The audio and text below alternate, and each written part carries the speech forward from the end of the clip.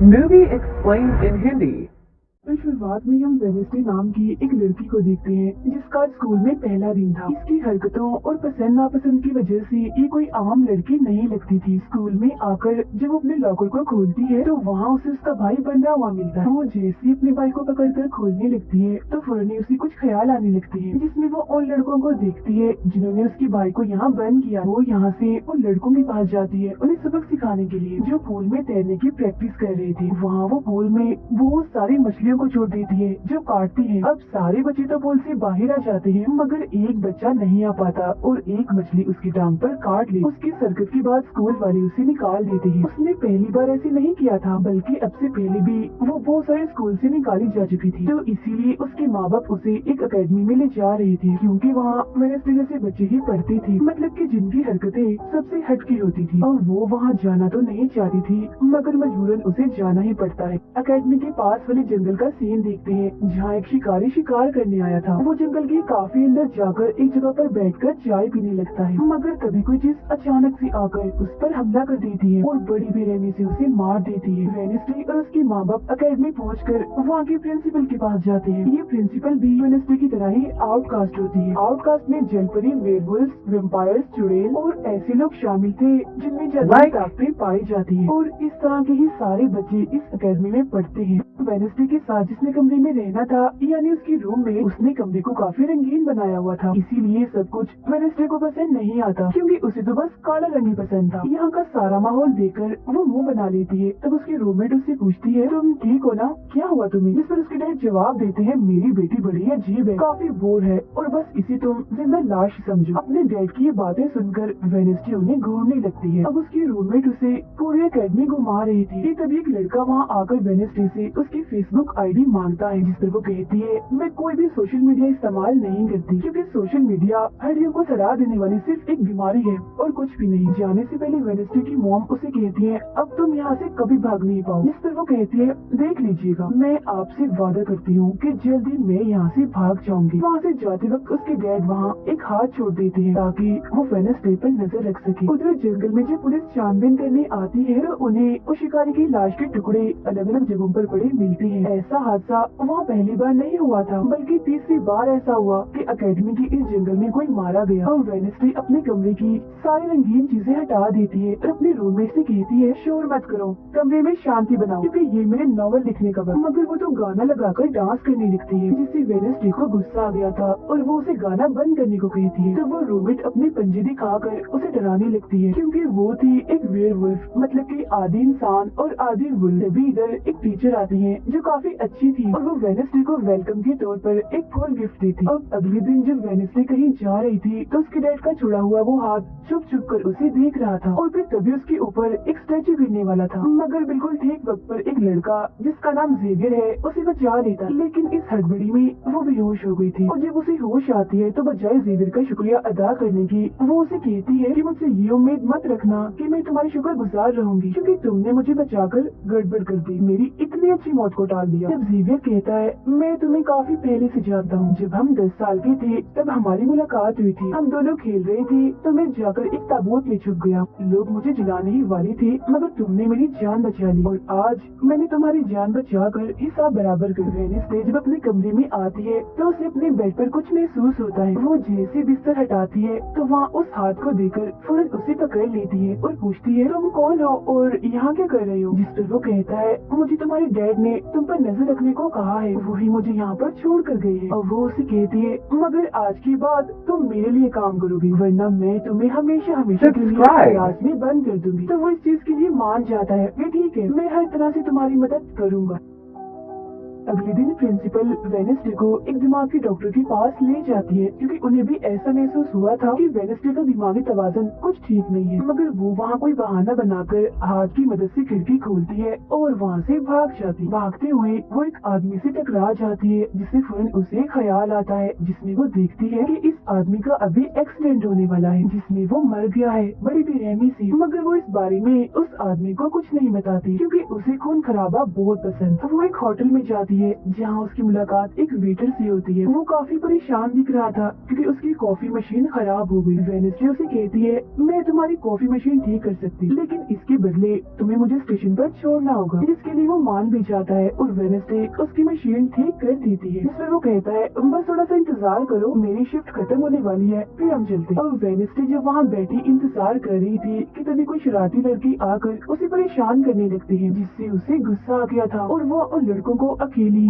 काफी मारती है और अच्छा सबक सिखाती है। अब इतनी ही देर में उस वेटर के डैड जो एक पुलिस ऑफिसर थे वहाँ आ जाते हैं। तोड़फोड़ देखकर जब वो अपने बेटे से इस बारे में पूछते हैं तो वो कहता है, कुछ नहीं, बस वो लड़के कस्टमर्स को परेशान कर रहे थे तो इसने उन्हें अच्छा सबक सिखा दिया। तभी यहाँ अकेडमी की प्रिंसिपल भी आ जाती है, उनसे सॉरी बोलकर वेनेसडे को यहाँ से ले जाती है। रास्ते में वो उस पर काफी गुस्सा करती है कि आखिर तुमने कैसे अकेडमी से भागने की कोशिश की। तभी उन्हें रास्ते में एक एक्सीडेंट हुआ नजर आता है जो उसी आदमी का था जिससे वेनेसडे टकराई थी, जो देख प्रिंसिपल घबरा जाती है। कहती है, मेरी दुआ है ड्राइवर को कुछ ना हुआ हो। जिस पर वेनेसडे कहती है, वो तो मर गया है और उसकी गर्दन भी टूट गई है। फिर अकेडमी में आने के बाद वेनेसडे गिटार बजाने लगती है। वो काफी अच्छा बजा रही थी, जिसकी धुन प्रिंसिपल के साथ साथ काफी बच्चों को भी पसंद आती। रूममेट जब कमरे में आती है तो उसकी नजर हाथ पर पड़ती है, जिस बारे में वो वेनेसडे से पूछती है कि ये क्या चीज है, जिस पर वो जवाब देती है कि ये हमारी एडम फैमिली का एक मेंबर है। अब हम एक अनजान लड़के को देखते हैं जो लाइब्रेरी में जाकर एक किताब से एक सफा फाड़ लेता है जिस पर एक तस्वीर बनी हुई। उधर हाथ वेटर के घर पहुंच जाता है, जिसे देख वो काफी डर गया था और उसे मारने लगता है। फिर हाथ उसे बैठने का इशारा करके उसे वेनेसडे का नंबर देता है और उसे फोन करने का कहता है। फिर जब वेटर उसे कॉल करता है तो वो कहती है कि हमारी अकेडमी में एक त्योहार मनाया जाने वाला है जहाँ सभी बच्चे आएंगे, मैं वहाँ से भागने वाली हूँ और अगर तुम मुझे स्टेशन तक पहुँचा दोगे तो मैं तुम्हें काफी अच्छा इनाम दूंगी।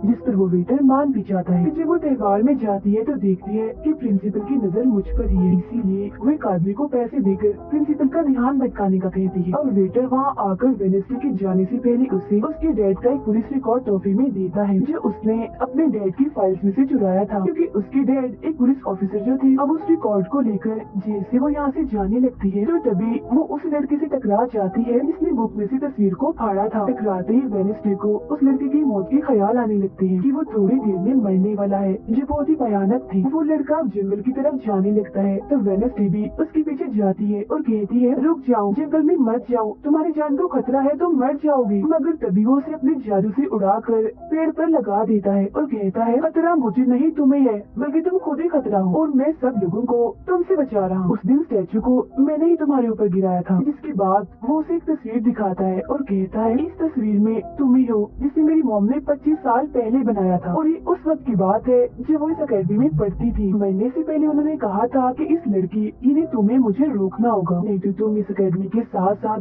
पूरी दुनिया को भी तबाह कर दोगी। वो बस वेनेसडे को मारने ही वाला था कि तभी एक बड़ा सा मॉन्स्टर आकर उस पर हमला कर देता है और बड़ी ही बेरहमी से उसे मार देता है। इसके बाद हम वेनेसडे को उसके कमरे में देखते हैं क्योंकि उसने यहाँ से भागने के इरादे को खत्म कर दिया था, क्योंकि अब उसके दिमाग में बहुत सारे सवाल थे, जैसे कि मैं इस दुनिया के लिए खतरा कैसे हूँ, एक मॉन्स्टर ने आखिर मेरी जान क्यों बचाई, और साथ ही उसके डैड के खिलाफ पुलिस रिपोर्ट जिसमें उसके डैड के ऊपर एक कत्ल का इल्जाम था।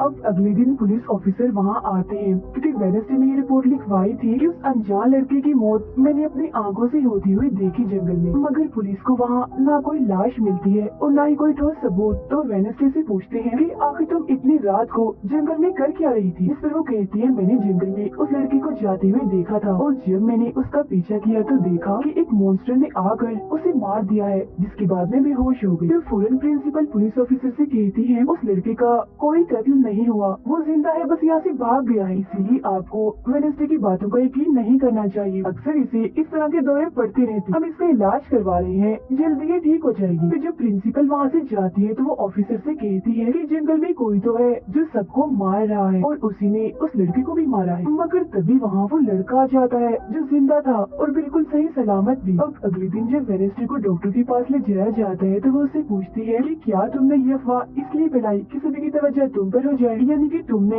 उस लड़के की मौत होते हुए देखा। इस पर वो कहती है, मैं जानती हूँ मैंने क्या देखा है, ओके, मुझे तुम्हें बताने की कोई जरूरत नहीं है। अगले दिन उसे पता चलता है कि उसी लड़के को बगैर किसी वजह से अकेडमी से निकाला जा रहा है, इसीलिए वो अपने साथी उस साथ को उस लड़की के पीछे लगा देती है। अब प्रिंसिपल के कहने पर वेनेसडे एक एक्टिविटी में हिस्सा लेती है, जिस मकसद के लिए वो क्लब ज्वाइन करती है। जहाँ उसके साथ सिर्फ एक ही लड़का था जिसके साथ उसकी दोस्ती हो जाती है। जब हाथ उस लड़के के पीछे जाता है तो देखता है कि वो अपना रूप बदल रहा है। जहाँ पहले वो एक बुरा इंसान और फिर एकेडमी के प्रिंसिपल का रूप ले लेता है, जिसके बाद हाथ आकर ये सारी बात वेडनेसडे को बता देता है। अब जब क्लास शुरू होने वाली थी तो जेवियर उसे कहता है कि मेरी साथ वाली सीट खाली है तो तुम यहाँ बैठ जाओ। तो वो उसके साथ आकर बैठ जाती है। जेवियर यहाँ मकड़ी की तस्वीर बना रहा था और फिर अपने जादू से वो उसे जिंदा भी कर देता है, मगर एक ही झटके में वेडनेसडे उसे मार देती है और उसकी राख उड़ा देती है। अब एक लड़की जो काफी बदतमीज थी और विलन भी थी, उसकी और वेडनेसडे के बीच काफी बहस हो जाती है, क्योंकि दोनों ही एक दूसरे से काफी चिढ़ती थी, एक दूसरे को जरा भी पसंद नहीं करती थी। फिर इसके बाद वेडनेसडे अपनी जगह अपने रूममेट को उस क्लब में भेज देती है जहाँ वो एक्टिविटी की प्रैक्टिस कर रही थी, और खुद वो अकेली ही चली जाती है एकेडमी की उस जंगल में मॉन्स्टर को ढूंढने के लिए। वेडनेसडे को वहाँ उस अनजान लड़की का टूटा हुआ चश्मा भी मिलता है, वही अनजान लड़का जिसे मॉन्स्टर को मारता हुआ इसने देखा था। और अब जैसे ही वो इस चश्मे को छूती है तो लाइब्रेरी में उसे वहाँ एक किताब भी दिखती है, तो वो उस किताब को खोजने लाइब्रेरी में चली जाती है, मगर उसे वहाँ उस तरह की कोई भी किताब नहीं मिलती। जिसके बाद वो चुपके से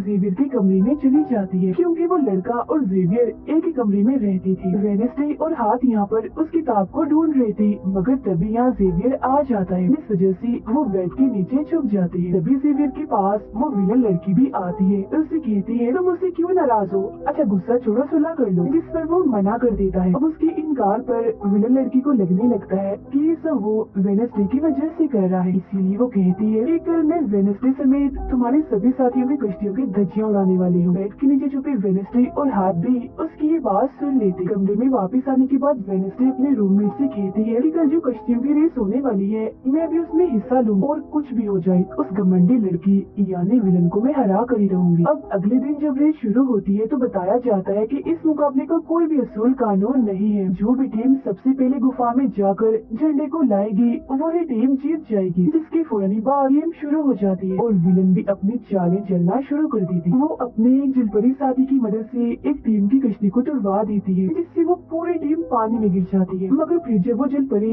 वेडनेसडे की कश्ती की तरफ आ रही थी तो हाथ उससे पहले ही जाल फेंककर उसे जाल में फंसा लेता है। अब किनारे तक सिर्फ तीन टीम्स पहुंच पाती हैं, और जब सारे लोग झंडा लेने अंदर जाते हैं तो रूममेट अपने पंजों से जो कोई टीम की कश्ती में छेद कर देती है। फिर सभी के साथ वेडनेसडे जब झंडा लेकर आ रही थी तो उसे ख्याल आता है, जिसमें वो अपनी जैसी एक लड़की को देखती है जिसके हाथ में किताब थी। होश में आने पर झंडा लेकर वो वापिस से कश्ती में चली जाती है, जो उसकी कश्ती तो छेद होने की वजह से वहीं पर ही डूब जाती है। जबकि जलपरी दोबारा से वेडनेसडे की कश्ती पर हमला करने लगती है, मगर हाथ पानी में जाकर जलपरी को जोर से मुक्का मार। वेडनेसडे अपनी कश्ती से बहुत सारे तीर निकाल कर विलन की कश्ती में छेद कर देती है, जिससे उसकी कश्ती डूब जाती है और वेडनेसडे की टीम इस रेस को जीत जाती है। अब ये 4 साल में पहली बार हुआ था जब उस विलन को किसी ने हराया था, इसलिए आज वो गुस्से में आग बबूला हुई। रात के वक्त वेडनेसडे एक स्टैचू के पास जाती है जिसके हाथ में किताब थी। किताब पर लिखी एक पहेली को जैसे ही वो सुलझाती है तो वहाँ एक रास्ता खुल जाता है। जैसे उसके अंदर जाती है तो देखती है कि यहाँ उसकी मॉम डैड के अलावा और भी बहुत सारे लोगों की तस्वीरें लगी हुई हैं। उसे वहाँ वो किताब भी मिल जाती है जिसकी वो तलाश कर रही थी, मगर जैसे वो उस किताब को वहाँ से लेकर जा रही थी कि तभी अचानक से कोई आकर उस पर हमला कर देता है, जिससे वो बेहोश हो जाती है। अब उसे जैसे होश आती है तो देखती है कि उसे कुछ लोगों ने बंदी बनाया हुआ है, जिन्होंने मास्क भी लगाए हुए थे। मगर उनकी आवाज सुनते ही वेडनेसडे उन्हें पहचान लेती है और कहती है कि मैंने तुम्हें पहचान लिया है, तुम अपने अपने मास्क हटा सकती हो। असल में ये लोग और कोई नहीं बल्कि विलन और उसके साथी थे। इसी दौरान वो अपनी रस्सी भी खोल चुकी थी और वहाँ से जाने लगती है, मगर जाते जाते वो कहती है तुम सब छोटे बच्चे हो, अगवा करना भी तुम्हें ठीक से नहीं आता। वापस आने के बाद वो उस तस्वीर को किताब पर लगाकर मुकम्मल करती है जिसे उस लड़की ने किताब से फाड़ लिया था और वो उसे पढ़ने लगती। अब अगले दिन प्रिंसिपल सभी बच्चों को एक प्रोजेक्ट देती है जिसमें उन्हें शहर की सारी दुकानों पर जाकर काम करना था। शहर पहुंचने के बाद वेडनेसडे जेवियर को वो किताब दिखाकर पूछती है कि क्या तुम इस किताब को पहचानते हो, जिस पर वो कहता है हाँ, इस किताब को लेकर मेरे और उस लड़के के बीच में लड़ाई भी हुई थी जिसके बारे में तुमने कहा था कि मॉन्स्टर ने उस पर हमला कर दिया था। ये किताब एक जादूगर की है और 30 सालों से भी ज्यादा पुरानी है, तो तुम इसके साथ क्या कर रही हो। ये सुन वो से पूछती है तुम उस जादूगर के बारे में और क्या जानते हो। वो कहता है कुछ खास नहीं, अगर तुम उस जादूगर के बारे में जानना चाहती हो तो तुम्हें उसके घर जाना होगा, जो काफी पुराना एक खास घर है। अकेडमी के सारे बच्चे भी अलग अलग दुकानों में जाकर काम करने लगते हैं। वेडनेसडे एक वेट्रेस बनी थी, मगर उसका नखरा गुस्सा देखकर कोई भी उसे खाने की चीज नहीं लेता। वेडनेसडे का दोस्त पेस्ट्री खा रहा था कि तभी शरारती बच्चे आकर उसे परेशान करने लगते हैं और बस फिर होना क्या था, वेडनेसडे वहाँ आती है और उन्हें खूब मारती है। इसके बाद वो अपने उस दोस्त को लेकर जादूगर के घर जाती है ताकि वो सारी सच्चाई जान सके कि आखिर बात क्या है, और उस किताब के बारे में भी। उसे वहाँ जादूगर की बहुत सारी चीजें और एक पेंटिंग भी दिखाई देती है। पेंटिंग में वो उसी लड़की को किताब पकड़ी हुई देखती है जो उसे गुफा के पास भी दिखी थी। उसके ख्याल में जब उनकी रेस में वेडनेसडे झंडा लेने गई, फिर उसे वहाँ इस पेंटिंग वाले लड़की की किताब भी मिल जाती है,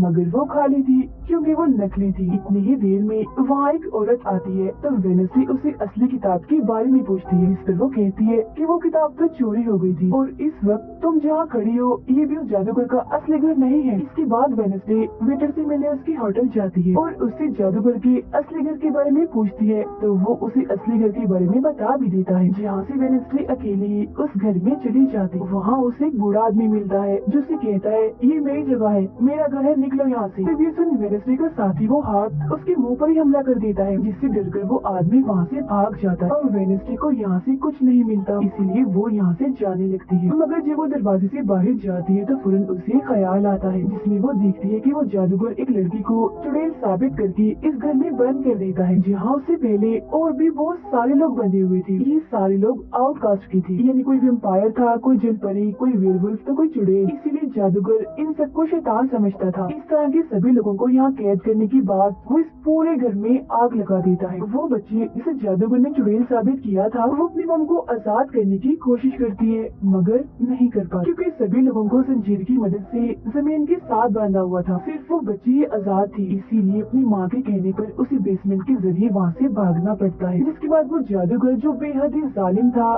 सभी आउटकास्ट के लोगों को जला देता है। अभी वो लड़की वेडनेसडे के पास आती है और कहती है वो बहुत ही जालिम है, हम सबको मार देगा। तब इतनी ही देर में वो जादूगर भी वहाँ आ जाता है, जिससे वेडनेसडे डर जाती है और वापस से होश में मतलब कि मौजूदा वक्त में आ जाती है। होश में आते वो हाथ से कहती है मैंने उस लड़की को देख लिया, उसने मुझसे बात भी की, मुझे लगता है वो मेरे खानदान की कोई मेंबर है। तभी यहाँ जंगल वाला मॉन्स्टर आकर इस घर पर हमला कर देता है, मगर जब उसकी नजर वेडनेसडे पर जाती है तो वो यहाँ से भाग जाता है। वेडनेसडे और हाथ उसका पीछा करते हैं, मगर देखते हैं कि मॉन्स्टर के कदमों के निशान तो इंसानी पैरों के निशान में बदल गए। अगले दिन उस जादूगर की मूर्ति को इज्जत के तौर पर इस जगह पर लगाया जाने वाला था, क्योंकि शहर के लोग तो उसे अपना हीरो ही मानते थे। और आज वेडनेसडे को वहाँ गिटार बजाने के लिए बुलाया गया था, लेकिन वो लोग जैसे मूर्ति लगाकर अपना काम करने लगते हैं तो तभी वो हाथीले फेंक कर मूर्ति को आग लगा देता है, क्योंकि वेडनेसडे के कहने पर उसने पहले ही मूर्ति पर पेट्रोल डाल दिया था। आग देखकर सारे लोग वहाँ से भाग जाते हैं, मगर वेडनेसडे अभी भी वहाँ बैठे गिटार बजा रही होती है। साथ ही वो मूर्ति को जलता हुआ देखकर खुश भी हो रही थी। अब प्रिंसिपल को वेडनेसडे पर ही शक था, मगर उसके खिलाफ प्रिंसिपल के पास कोई सबूत नहीं था। अब जादूगर के जिस पुराने घर में वेडनेसडे गई थी, जहाँ वो बूढ़ा आदमी था, वो अभी भी वहीं रुका हुआ था, मगर तभी वो मॉन्स्टर वहाँ आता है और उस बूढ़े आदमी पर हमला कर देता है। लेकिन मरते मरते वो बूढ़ा आदमी मॉन्स्टर की 2-3 तस्वीरें अपने कैमरा में बना ही लेता है। पुलिस को जब ये खबर मिलती है तो फौरन छानबीन करने पहुँच जाती है, जहाँ उन्हें बूढ़े आदमी के कैमरा से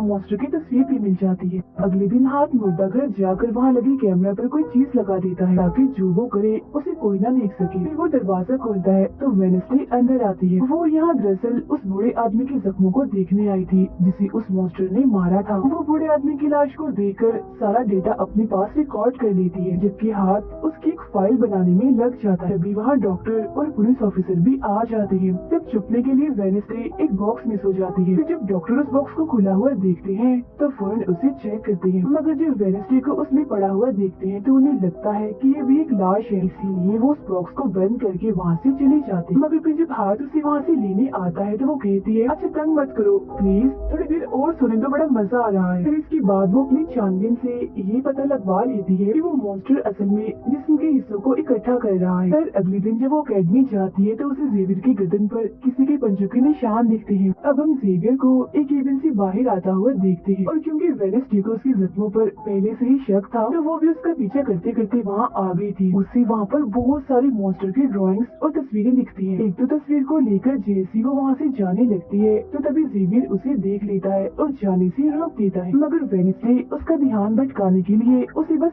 एक ही बात कह देती है कि क्या तुम आज रात होने वाली डांस पार्टी में मेरे साथ चलोगे। जिसके बाद वो जेवियर की बनाई मॉन्स्टर की ड्राइंग्स ले जाकर पुलिस ऑफिसर को दे देती है, जिस पर वो कहते हैं इससे हम किसी को भी नहीं पकड़ सकते, कोई ठोस सबूत लेकर आओ। अब वेनेसडे अपनी सारी रिसर्च को अपने दोस्त के सामने रख देती है ताकि वो उसकी मदद कर सके। उनमें से एक ड्राइंग को देखकर उसका दोस्त कहता है कि मैं इस जगह के बारे में जानता हूँ, जिसके बाद वो वेनेसडे को उस जगह पर ले जाता है जो एक गुफा थी जिसके अंदर जाकर उन्हें बहुत सारी हड्डियाँ और एक हथकड़ी भी मिलती है। थोड़ा छानबीन करने पर उसे वहाँ एक नोकदार बड़ा सा नाखून भी मिलता है जिसे वो अपने पास रख लेती है। जिसके बाद वो जेवियर के पेंटिंग वाले केबिन में जाती है और डस्टबिन से एक कपड़ा जिस पर खून लगा हुआ था उसे निकाल कर अपने पास रख लेती है। फिर जैसी वो वहाँ से जाने लगती है तो तभी वहाँ जेवियर आ जाता है और उसे पूछता है तुम यहाँ मेरे केबिन में क्या कर रही हो। उसकी बात टालकर वो उसे पूछती है ये जो चोट तुम्हारी गर्दन पर है ये तुम्हें कैसे लगी। तो वो बताता है कि पिछले कुछ दिनों से ये मॉन्स्टर मेरे सपनों में आ रहा है, इसीलिए मैं इसकी ड्राइंग्स बनाता हूँ, मगर एक दिन मैंने अपने जादू पर से कंट्रोल खो दिया और ड्राइंग के अंदर से मॉन्स्टर की पंजे ने निकलकर मुझे नोच लिया। लेकिन अब क्योंकि वेनेसडे उस पर शक कर रही थी इसीलिए वो उस पर काफी गुस्सा करता है और फौरन उसे यहाँ से जाने का कहता है। अब वेनेसडे वो खून लगा कपड़ा और नाखून जाकर पुलिस ऑफिसर को दे देती है और कहती है ये लो ठोस सबूत और बेशक डीएनए टेस्ट करवा लो, मेरे ख्याल से इतना सबूत काफी होगा, है ना। वो अपने दोस्त के पास जाती है और कहती है कि डांस पार्टी में जाने के लिए हमारे साथ कोई नहीं है, तो हम ऐसा करते हैं डांस पार्टी में नहीं जाते बल्कि गुफा में जाकर मॉन्स्टर को ढूंढते। जिसके बाद रात को वेनेसडे अपने दोस्त के साथ जंगल में जाने की तैयारी कर रही थी, मगर तभी उसके दरवाजे पर वेटर तैयार होकर आता है क्योंकि हाथ में उसे वेनेसडे की तरफ से डांस पार्टी में चलने की दावत भेजी थी। अब क्योंकि वेटर काफी खुश था तो वेनेसडे उसका दिल तोड़ना नहीं चाहती थी, इसीलिए वो अपने गुफा में जाने वाले प्लान को खत्म करके वेटर के साथ पार्टी में जाने का फैसला करती है। जब वेनेसडे वहाँ से जाने लगती है तो उसका दोस्त वहाँ आता है तो वो उसे कहती है आई एम सॉरी मैं पार्टी में जा रही हूँ, हम ऐसा करते हैं कल गुफा में जाएंगे। लेकिन उसका दोस्त बगैर बताए अकेला ही उस गुफा में चला जाता है। उधर पार्टी में सारे लोग आकर काफी एंजॉय कर रहे थे, सब लोग अपने अपने साथी को लेकर पार्टी में आए हुए थे, जहाँ जेवियर अपने साथ उस विलन लड़की को लाया था। लेकिन जब वेनेसडे वेटर के साथ वहाँ आती है तो उन दोनों को साथ देकर जेवियर जलने लगता है। जब सब लोग डांस कर रहे थे तो वेनेसडे की डांस करने की स्टाइल से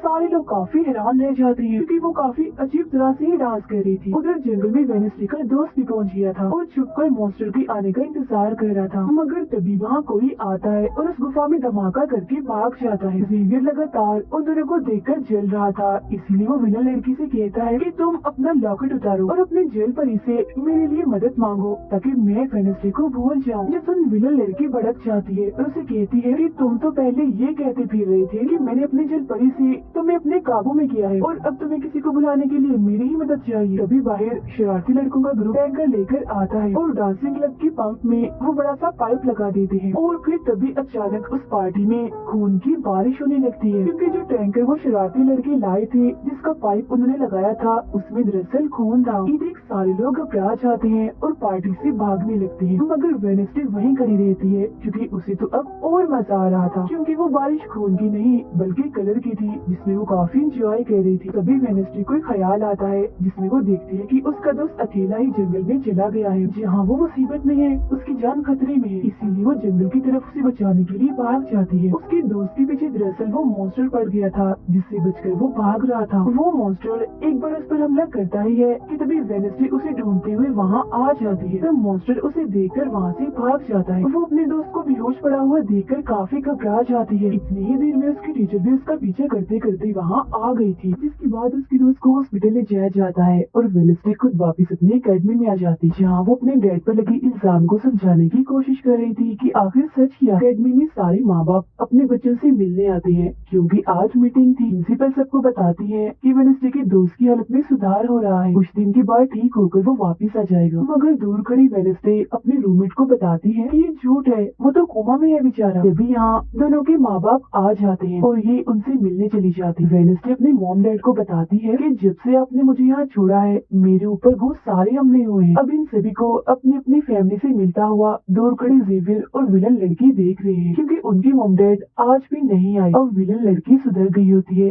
साथ ही उसकी जेवियर के साथ दोस्ती भी हो गई थी, तो अब से हम उसे जेवियर की दोस्त कहें। तब इतनी ही देर में उसकी मॉम भी इधर आ जाती है, जिसे देखकर वो काफी हैरान थी। वेडनेसडे के माँ बाप प्रिंसिपल से मिलते हैं तो वो कहती है कि वेडनेसडे काफी अजीब तरह से सबसे पेश आती है, इसे डॉक्टर के पास ले जाए इलाज करवाने के लिए। अब इससे पहले वहाँ उसकी माँ बाप कुछ कहते फौरन वो बोल पड़ती है कि रुकिए जरा डैड, मैं आपसे कुछ पूछना चाहती हूँ। ये देखिए एक लड़का जिसका नाम गैरेट है, इसकी कत्ल का इल्जाम आपके सर पर क्यों है और ये कौन था? तो वेडनेसडे की मॉम उसे कुछ भी बताने से इनकार कर देती है, तो वो अपनी मॉम को ये कहकर यहाँ से चली जाती है कि मत बताइए, बाकी सबूत मैं खुद ढूंढ लूँ। वो सीधा जाती है हॉस्पिटल अपने दोस्त से मिलने, जहाँ उसका ख्याल वेडनेसडे का साथी हाथ रख रहा था। अब पता चलता है कि डॉक्टर ने अपनी जान ले ली है और ये डॉक्टर वही था जिसकी मुर्दा खाने से वेडनेसडे बूढ़े आदमी की लाश को देखने आई। मरने से पहले डॉक्टर ने एक खत भी छोड़ा था जिसमें लिखा हुआ था कि मैं गैरेट के केस पर शर्मिंदा हूँ, क्योंकि मैंने उसकी झूठी रिपोर्ट बनाई थी। अब जब सारे लोग खाना खा रहे थे तो तभी वहाँ पुलिस ऑफिसर आकर वेडनेसडे के डैड को पकड़ लेता है और कहता है कि गैरेट की मौत के इल्जाम में तुम्हें गिरफ्तार किया जा रहा है। जेल में वेडनेसडे अपने डैड से मिलने जाती है,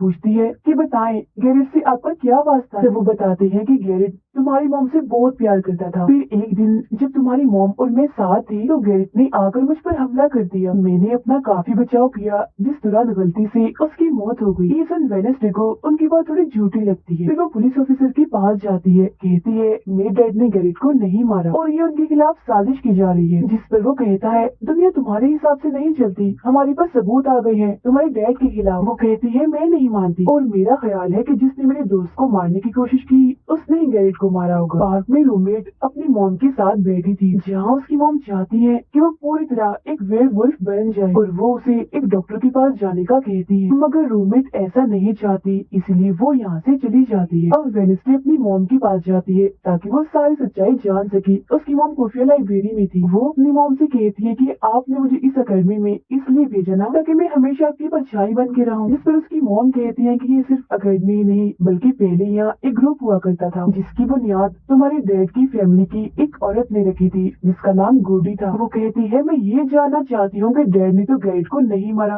तो फिर किसने मारा है। तब उसकी मॉम सच्चाई बताती है कि जब मैं वहाँ गई तो मैंने देखा कि तुम्हारे डैड और गैरेट आपस में लड़ रहे थे। मैंने उन्हें रोकने की कोशिश की मगर गैरेट तुम्हारे डैड को काफी बुरी तरह से मार रहा था। मैंने फौरन तलवार उठा ली और फिर जैसे गैरेट मेरे पास आने लगा तो तलवार उसके आर पार हो गई और वो मारा गया, मगर तुम्हारे डैड ने मेरी जान बचाने के लिए तलवार मुझसे ले ली ताकि सारा इल्जाम उन पर आ जाए। वेडनेसडे कहती है मगर मुझे पता चला था कि जब गैरेट मरा तो उसके मुंह से झाग निकल रही थी। ऐसा तो सिर्फ तब होता है जब किसी ने जहर लिया। अब सच पता करने का सिर्फ एक ही रास्ता है, गैरेट की कब्र को खोदना। जिसके बाद वो अपनी मॉम के साथ मिलकर गैरेट की कब्र को खोद देती है और वहाँ से उसकी एक उंगली ले लेती है, मगर तभी इधर पुलिस आकर उन दोनों माँ बेटी को गिरफ्तार कर लेती है। जेल में वेडनेसडे गैरेट की उंगली अपने मॉम डैड को दिखाती है, कहती है कि उसकी मौत जहर से हुई थी, मगर जैसे उसके हाथ इस उंगली पर लगते हैं उसे फौरन एक ख्याल आता है जिसमें वो देखती है कि गैरेट के डैड ने उसे जहर दिया था ताकि वो इस पूरे अकेडमी के लोगों को मार डाले। मगर जब उसकी लड़ाई वेडनेसडे के डैड से हुई तो जहर की बोतल टूट गई जिससे सारा जहर गैरेट के अंदर चला गया, जिसका मतलब साफ था कि उसने वेडनेसडे के डैड को ही नहीं बल्कि पूरी अकेडमी को ही खत्म करने आया था। जेल से रिहा होने के बाद वेडनेसडे और उसकी मॉम मेयर के पास जाती है, कहती है आपने गैरेट की मौत के सच को छुपाया, उसकी मौत जहर से हुई थी न कि तलवार से, और ये बात साबित भी हो गई है। जो सुन मेयर सब कुछ सच बता देता है, जिसके बाद वेडनेसडे के डैड को भी रिहा कर दिया जाता है। अब वेडनेसडे अपनी मॉम को बताती है कि मुझे बहुत ख्याल आते हैं, जिस पर उसकी मॉम कहती है कि ये खासियत हमारे खानदान में है, ख्याल सबको आते हैं, अगर ख्याल हमारे कंट्रोल में ना रहे तो ये हमें पागल बना सकते हैं, इसीलिए हमारे खानदान के पुराने लोग आकर हमें आसान रास्ता बताते हैं और ट्रेनिंग देते हैं। तो वेडनेसडे फौरन बोलती है जैसे गुडी एडम्स जिसके बारे में आपने बताया था कि वो मेरे डैड के खानदान की है, जिस पर उसकी मॉम कहती है कि मुझे नहीं पता, बहरहाल तुम होशियार रहना, क्योंकि गुडी एडम्स बदला चाहती थी जिसके चक्कर में वो खुद भी नहीं बच पाई। फिर सबकी माँ बाप अपने अपने बच्चों से मिलकर जा रहे थे। रूममेट अपनी मॉम को कहती है, आप फिक्र मत करना, जब मुझे वेयरवुल्फ बनना होगा मैं बन जाऊँ। जाने से पहले वेडनेसडे की मॉम उसे वही किताब देती है जो अक्सर प्रिंसिपल के पास हुआ करती थी। वो किताब लेकर वेडनेसडे प्रिंसिपल के पास जाती है, कहती है कि उस अनजान लड़की को आपने मारा था, मैंने देखा था, जिसके बारे में मैंने कहा था कि उसे मॉन्स्टर ने मारा है, क्योंकि वो आप ही हो जो खुद को बदल बदल कर लोगों को मार रही हो। मैं ये बात अब पुलिस को बता दूंगी। जिस पर प्रिंसिपल कहती है, नहीं, उसे मैंने नहीं मारा, बल्कि वो तो अपनी ताकतों पर से कंट्रोल खो बैठा था और उस दिन उसने तुम्हें मारने की भी कोशिश की थी। इनकी बातों के दौरान इन्हें बाहर से शोर सुनाई देता है। ये चेक करने जब वहाँ जाती है तो पता चलता है कि बाहर ग्राउंड में आग से कुछ लिखा हुआ। अब वेडनेसडे अपने चारों तरफ मोमबत्तियां जला के बैठी थी क्योंकि वो गुडी को बुलाने की कोशिश कर रही, मगर तभी इधर उसकी रूममेट आ जाती है। साथ ही उसे एक खत भी मिलता है जिसमें कोई उसे गुफा में मिलने बुलाता है। जब वेडनेसडे अपनी रूममेट के साथ वहाँ जाती है तो गुफा के अंदर जाने के बाद उसे एहसास होता है कि यहाँ कोई है। यहाँ दरअसल जेवियर और उसके साथी थे जो वेडनेसडे को सरप्राइज देना चाहते थे क्योंकि आज उसकी बर्थडे थी। यहाँ वेडनेसडे को एक लाइन लिखी हुई दिखती है कि जब मैं लौटूंगा तो शोले बरसे। इसे जैसी वो हाथ लगाती है तो उसे ख्याल आता है जिसमें वो उसी लड़की से मिलती है जो अक्सर उसे नजर आया करती थी, और ये और कोई नहीं बल्कि गुडी ही है। वो वेडनेसडे को एक महल दिखाकर कहती है कि अगर तुम्हें उस जादूगर के बारे में जानना है तो तुम्हें इस महल को ढूंढकर यहाँ आना होगा। जब वो ग्राउंड में खड़ी उस लाइन को देख रही थी जहाँ आग से कुछ लिखा था तो तभी उसके पास जेवियर आता है जिससे वो बात नहीं करती क्योंकि नाराज थी। उसे लग रहा था कि हो ना हो जेवियर ही वो मॉन्स्टर है। फिर वो अपने दोस्त के पास हॉस्पिटल जाती है जो अभी भी बेड पर था और उसकी हालत भी खराब थी, इसीलिए वो उसे कोई बात नहीं कर पाती। अब वेडनेसडे अपने दोस्त वेटर से मिलने जाती है और उसे उस महल जो गुडी ने दिखाया था उसकी तस्वीर दिखाकर पूछती है कि क्या तुम इस जगह के बारे में जानते हो, जिस पर वो मना कर देता। अब यहाँ तो उसका काम नहीं हुआ, इसीलिए वो तस्वीर को लेकर जेवियर के पास जाती है और उससे भी वही सवाल करती है कि क्या तुम इस जगह के बारे में जानते हो, मगर तभी उसकी नजर इसी महल की पेंटिंग पर जाती है जो जेवियर ने पहले से ही बनाई हुई थी, जिस पर वो बताता है कि ये जगह रात को मेरे सपने में आई थी तो मैंने इसे बना दिया। अच्छी बात ये थी कि जेवियर इस जगह के बारे में जानता भी था। तब उसे महल का पता लेकर वेडनेसडे वहाँ पहुँच जाती है जहाँ मेयर पहले से ही मौजूद था, और क्योंकि वो जान गया था कि असली कातिल कौन है तो वेडनेसडे उसकी गाड़ी में ही छुप जाती है। मगर जैसे मेयर की गाड़ी शहर में पहुँचती है तो कोई उनकी गाड़ी को ठोक देता है जिससे मेयर का एक्सीडेंट हो गया था।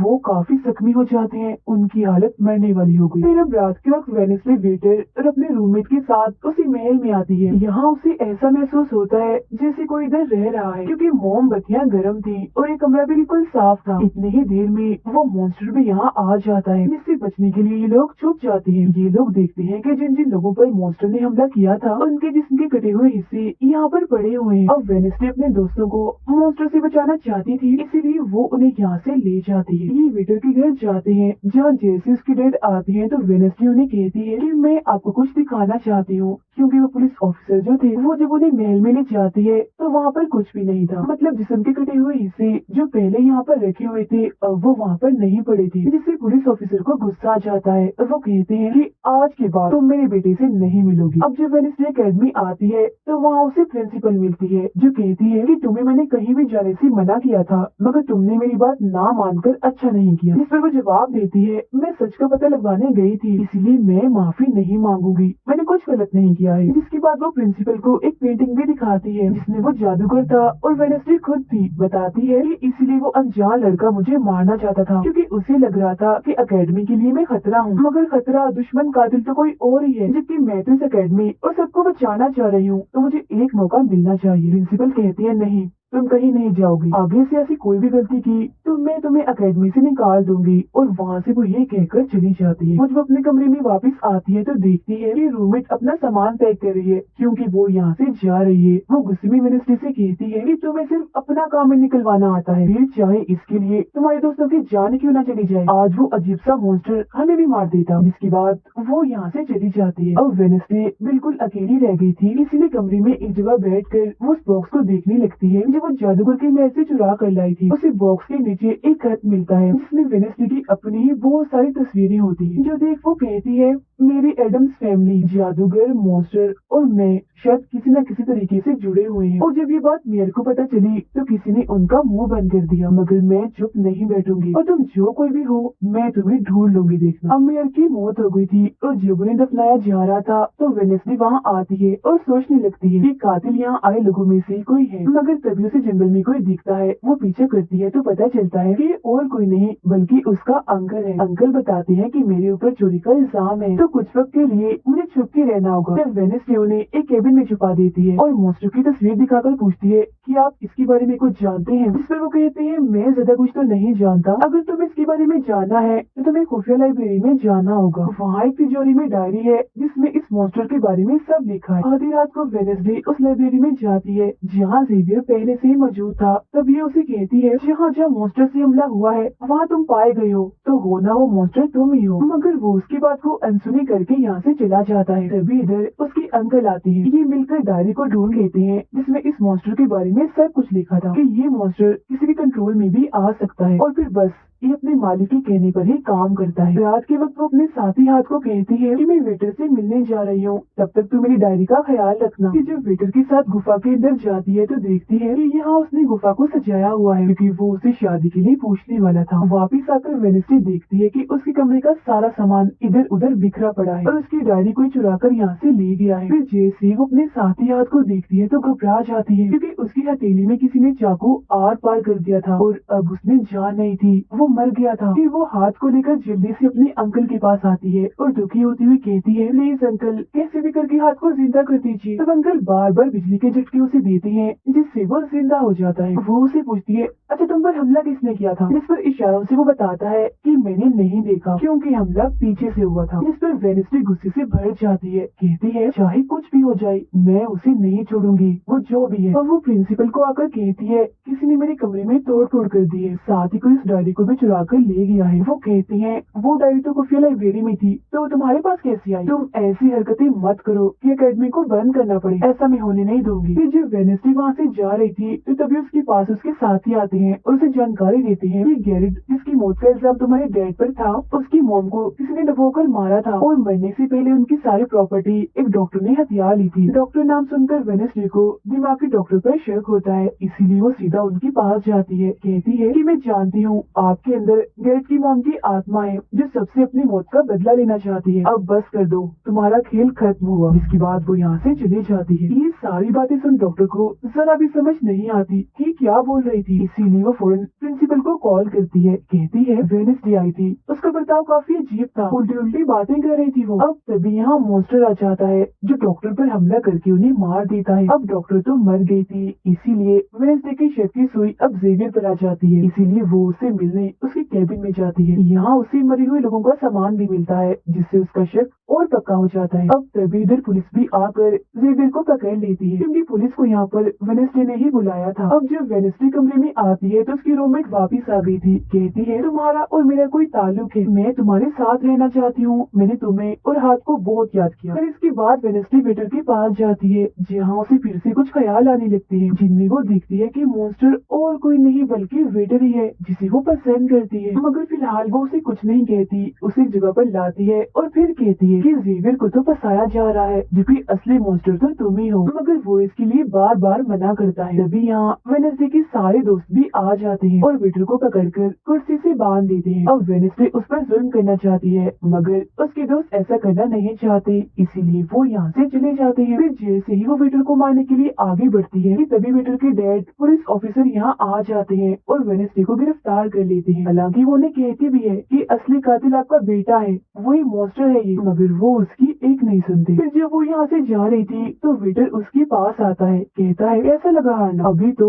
और भी बहुत कुछ होना बाकी है बच्चों। जिसके बाद प्रिंसिपल भी वेनेसडे को कह देती है कि तुमने सारी हदें पार कर दी, इसीलिए तुम्हें अकेडमी से निकाला जा रहा है। लेकिन अभी भी वो बार बार एक ही बात कह रही थी कि वेटर ही असली मॉन्स्टर है, मगर फिर भी वो उसकी एक नहीं सुनती और जाने का कहती है। तब आखिरी बार वेनेसडे जेवियर से मिलने जाती जाती है जो जेल में बंद था और उससे नाराज भी था क्योंकि वेडनेसडे ने ही उसे पुलिस के हवाले किया था। हालांकि वो उसे बताती भी है कि मॉन्स्टर वेटर है और उसने मेरे जरिए तुम्हें फंसाया है। वो उसकी एक नहीं सुनता, कह देता है इस सारी मुसीबत की जड़ तुम हो, अगर तुम ये अकेडमी छोड़ के चली जाओगी तो कुछ भी गलत नहीं होगा। ये बात सुनने के बाद वो एक सेकंड भी नहीं रुकती और यहाँ से चली जाती है। वो अपने कमरे में आकर अपना सारा सामान पैक करती है, जिसके बाद वो सभी से आखिरी मुलाकात करती है। सबसे आखिर में वो अपने दोस्त से मिलने हॉस्पिटल में जाती है, कहती है मैं तो जा रही हूँ, तुम अपना ख्याल रखना और हाँ बाहर मत निकलना, बाहर मॉन्स्टर हो सकता है। और उस दिन गुफा में धमाका करने वाला और कोई नहीं बल्कि प्रिंसिपल ही थी। जिस पर वो कहता है नहीं, धमाका करने वाले के जूते लाल थे, जबकि प्रिंसिपल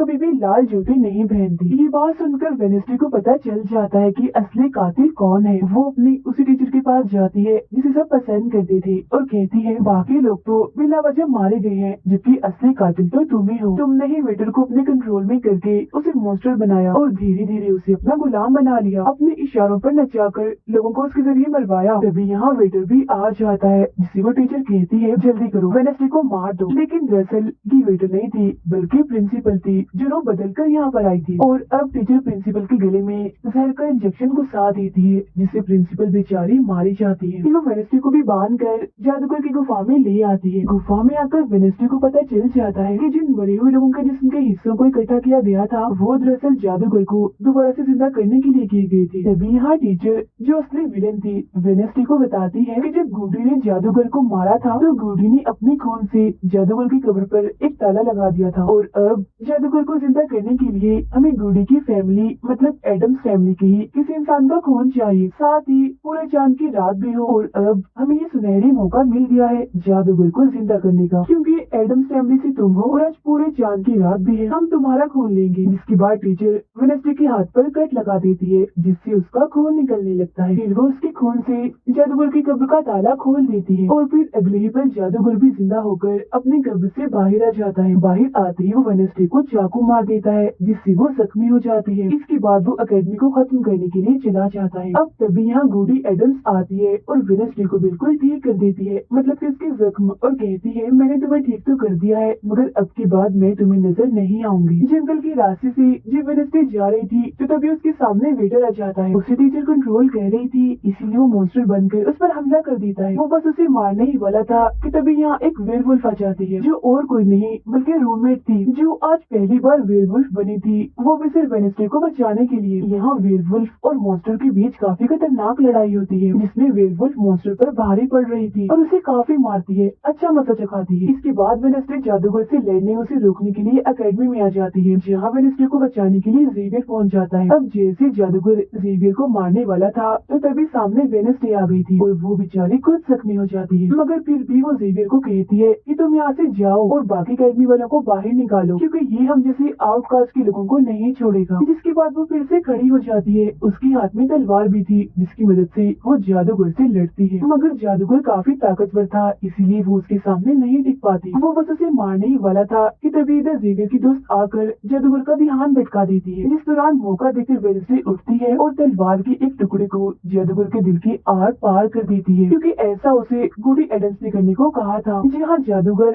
एक बार फिर से मर जाता है, उन्होंने उसका जिस्म जलने लगता है और राख बनकर उड़ जाता है। जादूगर के मरते ही यहाँ वो टीचर आ जाती है, जिसके हाथ में गन थी, जिसे वो वेडनेसडे पर तान देती है क्योंकि वो उसे मारना चाहती है। मगर तभी यहाँ वेडनेसडे का दोस्त भी आ गया था, जिसके पास बहुत सारी मधुमक्खियाँ थी। वो उन सभी मधुमक्खियों को टीचर पर छोड़ देता है, जिससे उसका भी काम तमाम हो जाता है। जब वेडनेसडे अपने मिशन में कामयाब होकर बाहर आती है जहाँ सारे लोग खड़े थे, तो वो वहाँ अपने रूममेट को भी देखती है, जो अब वेयरवुल्फ से अपने असली रूप में आ गई थी। यहाँ वो दोनों पहली बार गले मिलती है, मगर हैरत, अब वेडनेसडे को कोई भी ख्याल नहीं आ रहा था। कुछ वक्त के बाद वेडनेसडे अपना नॉवल भी पूरा कर लेती है, मगर वो इसका एंड नहीं करती, यानी कि उसे खत्म नहीं करती और आगे बस एक सवालिया निशानी छोड़ देती है। वो जेवियर से मिलने जाती है, जहाँ वो उसे गिफ्ट देता है, जिसमें मोबाइल था, वो इस गिफ्ट को ले तो लेती है मगर कुछ नहीं कहती और वहाँ से चली जाती है। फिर जब वो अपनी गाड़ी में थी तो उसके पास मैसेज आता है जिसमें उसकी कुछ तस्वीरें थी और साथ ही ये मैसेज भी था